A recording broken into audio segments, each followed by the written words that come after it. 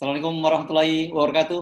Masih bersama saya Hersy Munarif dari Forum News Network. Hari Jumat kemarin, sejumlah bank sudah menjual dolar dengan harga 15.000. Apa implikasinya terhadap keuangan negara APBN kita? Saya akan mengajak Anda ngobrol dengan Bung Said Didu.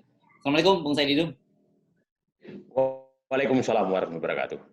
Iya, ini orang bertanya-tanya nih dengan situasi ekonomi kita seperti ini dan kemudian kelihatannya ada kecenderungan dolar dan semakin menguat gitu. Ini kan apalagi ini menjelang akhir tahun gitu ya. Ini kan pasti beban pemerintah akan semakin berat. Bagaimana kita membacanya ini, Bung Said ini? Saya katakan tiga pilar ekonomi Indonesia sedang di pinggir jurang tiga-tiganya. Satu fiskal, dua moneter, tiga ekonomi sendiri. Itu tiga pilar yang sedang bahaya sekali. Jadi dan ini saling tergantung satu sama yang lain. Saya pikir Bu Menteri Keuangan pasti udah mulai pusing ini fiskal, dan salah satu-satunya sumber untuk bisa memacu perekonomian hanya fiskal sebenarnya sekarang. Tapi menurut saya istilah saya sudah terlambat sekali karena awalnya pemerintah kan ragu antara ekonomi dengan kesehatan. Nah, ternyata dia memilih tengah-tengahnya, dua-duanya nggak dapat. Akhirnya sekarang istilah saya, pada saat itu kalau dikatakan COVID datang, ekonomi itu kalau kanker tuh masih stadium 2 ekonominya. Ya. Tapi setelah tidak dilakukan kemoterapi yang bagus, maksudnya kemoterapi terhadap COVID ini yang bagus, maka naik ekonomi menjadi stadium kanker stadium 4. Ini berat sekali. Jadi nggak bisa di kemoterapi nggak bisa lagi. Jadi ya banyak berdoa saja kalau udah kayak begini. Nah, pemerintah sedang kesulitan yang sangat-sangat berat. Jadi kita tahu bahwa sampai Agustus laporan Bu Sri Mulyani kemarin bahwa pendapatan hanya 1.000 triliunan, belanja sudah 1.500 triliun. Belanja jadi udah realisasi defisit sudah 500. Nah, target defisit 2020 kan 1.000 sekian, tapi perkiraan saya mungkin 1.400 triliunan. Jadi, nah, problemnya sekarang adalah kita tahu bahwa informasi yang kita dapat bahwa Bank Indonesia sebenarnya di balik layar sudah membeli Sun juga. Jadi menurut saya ini sudah ada ruang abu-abu dalam penegakan disiplin fiskal di Indonesia. Nah, yang paling berat adalah titik berat itu adalah bulan-bulan November, Desember. Nah, ini problem besar adalah nilai kurs yang mulai sekarang karena sudah 15 ribuan, dan perkiraan saya Oktober, November, Desember itu terjadi gejolak ekonomi yang sangat berat. Itulah PHK perkiraan saya mungkin antara 5 sampai 7 juta Oktober, November, sehingga pengangguran terbuka itu perkiraan saya 15 sampai 20 juta pengangguran terbuka, tambahannya sekitar 6 sampai 7 juta. Jadi mungkin sampai 8 juta. Kalau masuk ke sektor informal mungkin sampai 10 juta. Ini kan yang dilaporkan adalah PHK sektor formal. Tapi kita tahu sektor informal juga udah PHK tanda kutip, nggak bisa kerja lagi gitu. Jadi perkiraan saya akan ada orang kehilangan kerjaan 20 juta. Bayangkan 20 juta orang yang tidak bekerja, tambahannya sekitar 7 sampai 8 juta. Nah, ini yang berat sekali. Nah, bom kedua adalah bahwa utang-utang, termasuk utang-utang BUMN, itu akan dibayar Oktober, November, Desember, dan itu butuh, dan sebagian besar itu utang luar negeri jangka pendek. Nah, itu butuh dolar yang sangat besar. Nah, swasta juga akan butuh dolar yang sangat besar, pemerintah juga butuh dolar sangat besar. Nah, sementara penghasilan devisa untuk negara itu sangat minim. Sumber satu-satunya yang ada sekarang, yang menurut saya hanya CPO, tapi itu kan sebagian besar adalah pengusaha besar yang memiliki, dan belum tentu dia bawa dolarnya ke Indonesia, dia simpan di luar gitu kan. Nah, batu bara enggak, karena permintaan so-so saja, enggak besar-besar, dan harganya juga tidak naik. Minyak apalagi menjadi beban, tidak menghasilkan dolar apa-apa.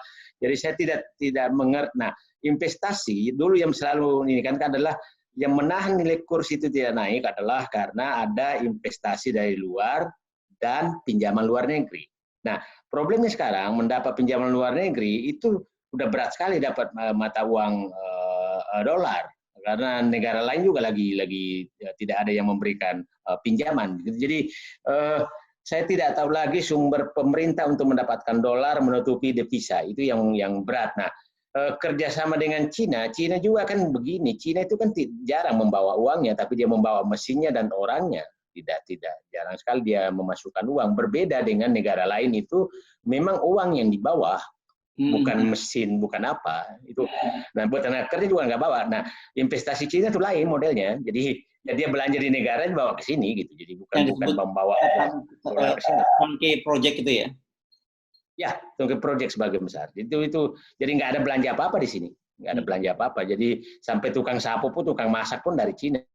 Ya, jadi nggak meninggalkan apa-apa. Jadi yang problemnya. Jadi saya nggak tahu persis kenapa investasi Cina diutamakan, pada secara secara investasi nggak tidak membuat nilai ekonomi kita berputar gitu ya, justru ya.